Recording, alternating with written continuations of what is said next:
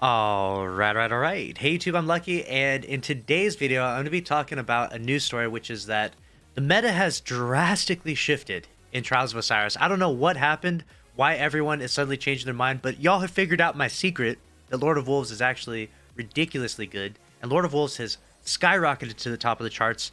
Everyone and everything is changing in the Trials meta this weekend, especially because Bungie announced recently in their TWAB that they're doing a gigantic weapon sandbox overhaul, ability sandbox overhaul. It's going to be a really crazy time. So let's go ahead and jump right into this and look at how crazy the meta is this weekend in Trials. These are the charts right here. The #1 most used weapon this weekend in Trials on Exodus Blue. Obviously, a close quarter map, a map that you can, hide down low. You can go invis, whatever it may be. You have Chaperone, #1, the strongest shotgun in the game, without a doubt. No surprises there. This thing is so lethal, so good. Works especially well with controller. Not bad for mouse and keyboard, but especially well with controller. It seems to be very sticky. Gets you a lot of headshots. It's a really, really good exotic.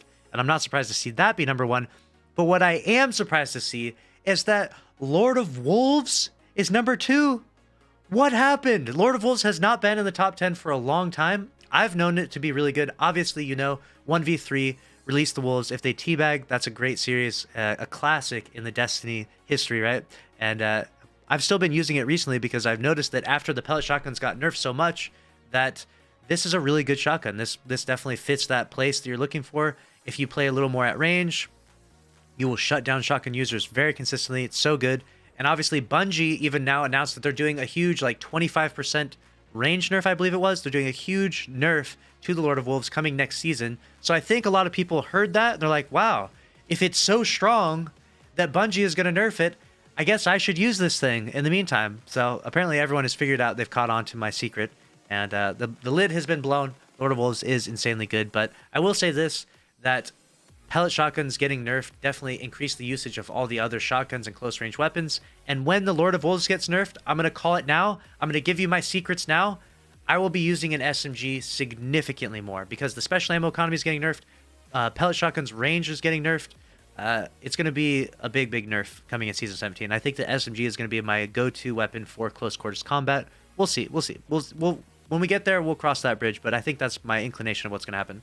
#3 most used weapon, Palindrome. No surprise there. The Peace of Mind, which had been #1 for, I think, the last 2 weeks. No surprises there. Doing really well. Even though it's a really close range map, still hanging in there near the top.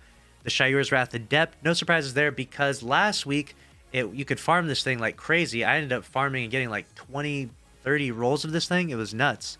And so now the usage rates, of course, are going to go up because it's become way more accessible. It is a really good weapon. It is a really strong SMG. I don't think it's actually the best SMG in the game. I know that might be counterintuitive considering it's literally the most popular used one, but I don't necessarily equate popularity to power. I think that the Multi-Mach is the strongest SMG in the game right now. Maybe not everyone has the god roll they're looking for, maybe not even a good roll that they like to use, but I do think that the Multi-Mach is the most powerful SMG currently in Destiny 2. And if you haven't tried that, giving it a spin, make sure to be using that. And I think that that will probably be one of, if not the best, next season when all these changes go through. We'll see. The Riz Walker makes it up there, a pellet shotgun, the only one in there, which is definitely surprising because we haven't seen them in the past weeks. But again, everyone be aping out there because it's a map where you can get away with it due to, a lot of buildings and objects. And just honestly, just a lot of junk in the way on this map. And then we have the main ingredient. Falls pretty far down the charts. Obviously, we've had a few nerfs to it. And honestly, it's still really good, though. And I'm still seeing a plenty of fusion rifle usage. But with all the stuff in the map, I feel like fusions maybe don't stand out quite as much. And then we have the last word, which is really, really strong now. Has been in the top 10 for multiple weeks. And so what does Bungie do? Do they nerf it? No, they literally buff it for mouse and keyboard. So I imagine the last word's usage rates are about to be insane for next season when the last word gets buffed for mouse and keyboard. Not for controller, but for mouse and keyboard gets a buff.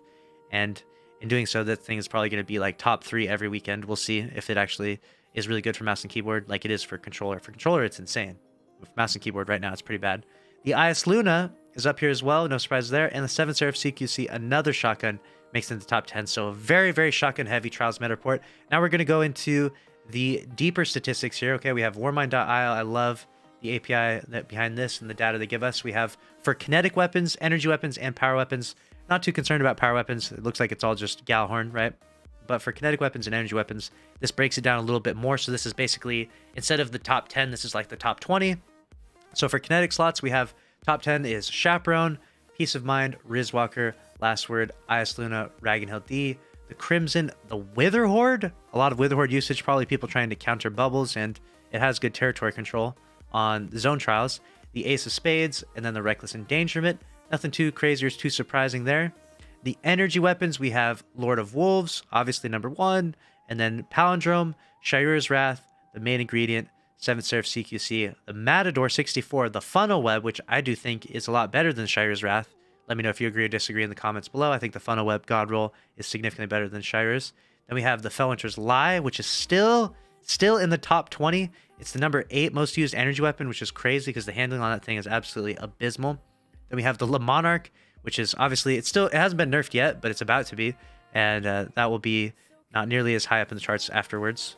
And then we have the regular Shayura's Wrath hanging in there. So you have literally the Adept and the regular accumulating about 19%. So technically the Shayura's Wrath has more than Lord of Wolves if you think about it, if you add up the Adept and the normal version. But those are your overall statistics. So if you're trying to go flawless out there, and if you're doing it like me, I've swapped over back to Team Titan. I know that'll make a lot of people happy, but I think that with the resilience changes coming next season, I think that I probably will be a Titan main once again, because I've always really hated flinching so much. And so I think Titan will be my go-to class coming in Season 17. I think I'll be making a return to that. We'll see. Time will tell. Yeah, maybe I'll be back on Team Hunter. Who knows? But that's my inclination at this point in time. And if you haven't been using Lord of Wolves in PvP, it's the king right now of the energy weapon shotgun. So that's a wrap on this video. Make sure to subscribe if you enjoyed. Smash the like button. I'll see you in the next one. Thanks for watching. Later.